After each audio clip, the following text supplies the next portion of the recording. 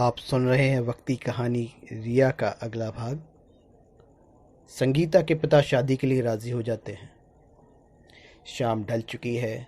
तेज़ ठंड वाली रात है। संगीता के पिता आंगन में आग जलाए हुए अपने हाथ सेक रहे हैं। अचानक खांसी उठती है। आवाज़ सुनकर संगीता भी नींद से जाग जाती है और दौड़ कर दवा लेकर आती है। बाबा, कितनी बार कहा है आपसे, ठंड में बाहर मत बैठा करिए। आप हैं कि सुनते ही नहीं। अच्छा बेटा, ठीक है, अब नहीं बैठूंगा बाहर, कहकर अंदर जाकर बैठ जाते हैं और संगीता को अपने पास बुलाते हैं। बेटा, मैं जानता हूँ तू और पढ़ना चाहती है और मेरी भी यही ख्वाहिश है कि तू खूब पढ़े और मेरा नाम रोशन करे। मगर, संगीता कहती है, मगर क्या बाबा? आज मैंने तुझसे पूछे बिना ही तेरी शादी तय कर दी है। क्या, मेरी शादी? संगीता एकदम शौक में आ जाती है। संगीता के पिता दबी आवाज में कहते हैं, बेटा, इस मजबूर बाप की मजबूरी को समझ। तुझे तो पता ही है कोर्ट का फैसला आ चुका है। अगले महीने ही ये घर बार सब ठाकुर साहब का हो जाएगा। फिर ऐसे हालात में कौन तुझसे शादी करेगा? संगीता अपने पिता को समझाती है और कहती है, घर मकान नहीं रहेगा तो क्या हुआ, मैं पढ़ लिख कर खुद कामयाब बनूंगी और ऐसे 10 रिश्ते चल कर आएंगे। मैडम हमेशा स्कूल में कहती है, अगर आप काबिल हैं तो एक न एक दिन वक्त ऐसा आएगा कि सब लोग तुम्हारे आगे झुकेंगे। संगीता के पिता नम आंखों से जवाब देते हैं, मेरे पास वक्त ही तो नहीं है बेटा। पिछले हफ्ते जब शहर गया था तो डॉक्टर साहब ने कहा है कि मैं अब ज़्यादा ज़िंदा नहीं रह पाऊँगा। कब क्या हो जाए कुछ कहा नहीं जा सकता। इसलिए बेटा मैं और भी मजबूर हूँ। क्या? संगीता ये सब सुनकर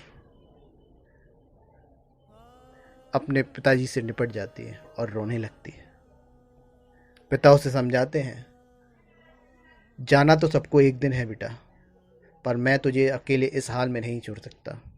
ये दुनिया बहुत बेदर्द है, इसीलिए राधे श्याम जी के इस रिश्ते को हाँ किया है। लड़का शहर में काम करता है और काफ़ी पढ़ा लिखा भी है। उसने कह दिया है कि तुझे पढ़ने से रोकेगा नहीं। अब ज़्यादा मत सोच बेटा, शादी तो एक ना एक दिन करनी ही होती है। पर हाँ, तू कहे तो अभी जाकर मैं राधे श्याम जी से मना कर देता हूँ। पर बेटा, मैं बस यही चाहता हूँ कि मैं चैन से मुक्ति पा सकूँ और तेरे हाथ पीले कर दूँ।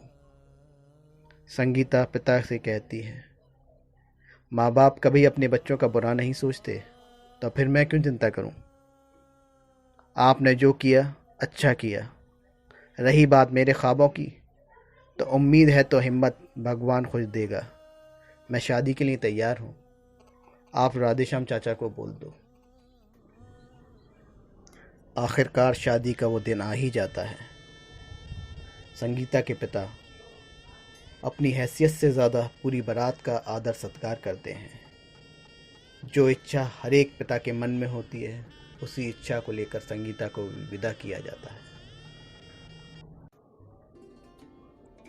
अगले दिन की सुबह होती है। एक लड़की अपने मन में शादी के कई अरमान लिए बैठी होती है। उन्हीं अरमान को लिए हुए संगीता भी अगले दिन उठती है, पर कानों में कुछ अजीब सी रोने की चिल्लाने की आवाज़ सुनाई देती है। वो वहां जाकर देखती है। वहां उसके ससुर जी, जो कल उसे आशीर्वाद दे चुके थे, वो आज इस दुनिया में नहीं है। संगीता चुपचाप दरवाजे पर खड़ी रहती है। संगीता की सास रोते रोते संगीता की ओर देखती है और गुस्से से बोलती है, यही मनूस है, यही मेरे पति को खा गई। सभी लोग संगीता को इस तरह देखते हैं जैसे वो सबसे बड़ी अपराधी है और कहीं ना कहीं उनकी मौत की वजह संगीता ही है।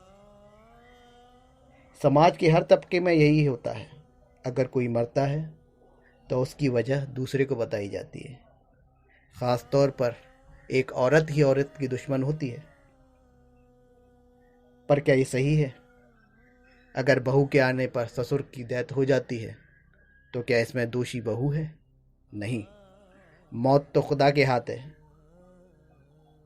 इसका दोषी तो कोई नहीं। खैर, संगीता की सांस वैसे तो अपाहिज है, मगर उसकी बातें और ताने तेज तलवार से भी ज़्यादा जख्म देते हैं। हर वक्त संगीता को अब यही सुनने को मिलता था। संगीता का पति करण अपनी माँ को कई बार समझाने की कोशिश करता है, पर हासिल कुछ नहीं होता। एक दिन गुस्से में आकर करण वापस शहर लौट जाता है, अपनी दुनिया में। संगीता को छोड़कर वो दोबारा अपनी ज़िंदगी में खो जाता है। यहाँ अब संगीता के लिए और भी दुश्वारियाँ बढ़ चुकी थी। एक तो शादी के बाद ही उसके ससुर की डेथ हो जाती है, और अब जाकर उसका पति भी उसे छोड़कर शहर चला गया। संगीता अब इंतज़ार करती है कि किस दिन करण लौट कर आए। ऐसे ही कई दिन गुजरते हैं, कई महीने गुजर जाते हैं।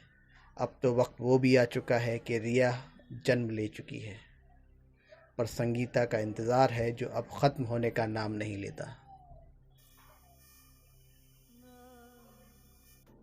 अचानक रिया रोने लगती है। संगीता की भी आंखें खुल जाती हैं। अपनी पुरानी ज़िंदगी के ख्याल में से संगीता अब निकल आती है। सुबह का टाइम हो चुका है, डॉक्टर वापस आ जाती हैं।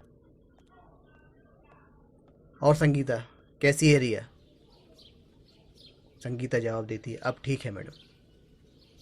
तो अब क्या करना है? संगीता को डॉक्टर जवाब देती है, अभी तो तुम ठीक नहीं हो, कुछ दिन यहीं रुकना होगा, ठीक है? अब रिया की ज़िंदगी के पहले दिन की शुरुआत होती है। वक्त की कहानी में आप सुन रहे हैं रिया की कहानी।